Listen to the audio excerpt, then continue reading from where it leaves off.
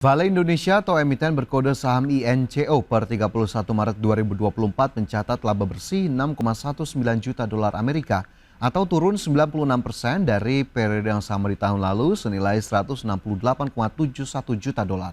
Adapun pendapatan perseroan turun 36% ke posisi 229,93 juta dolar Amerika.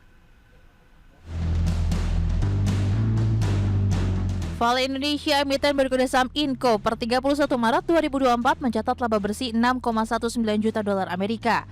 Turun 96% dari periode yang sama tahun lalu senilai 168,71 juta dolar Amerika.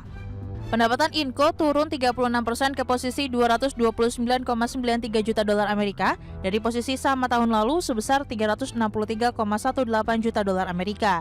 Beban pokok pendapatan 209,84 juta dolar Amerika susut dari sebelumnya 228,24 juta dolar Amerika. Turun 85% dari periode yang sama tahun sebelumnya di 134,93 juta dolar Amerika.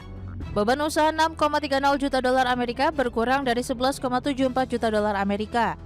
Pendapatan lainnya 1,55 juta dolar Amerika naik dari 117.000 dolar Amerika.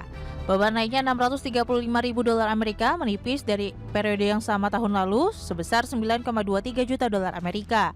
Laba usaha 14,71 juta dolar Amerika anjlok parah dari periode yang sama tahun lalu 114,07 juta dolar Amerika.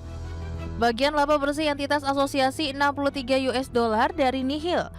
Kerugian atas pengakuan nilai wajar aset derivatif 12,88 juta dolar, anjlok dari surplus 96,18 juta dolar. Pendapatan keuangan naik menjadi 9,19 juta dolar dari posisi sama tahun lalu 7,53 juta dolar. Biaya keuangan 2,25 juta dolar membengkak dari 1,25 juta dolar Amerika. Jumlah ekuitas terkumpul sebesar 2,56 miliar dolar, naik tipis dari akhir 2023 senilai 2,56 miliar dolar. Total liabilitas terakumulasi sejumlah 325,44 juta dolar Amerika menukik dari akhir tahun sebelumnya 361,46 juta dolar Amerika. Sejumlah aset 2,89 miliar US dollar turun dari akhir tahun sebelumnya di 2,92 miliar US dollar.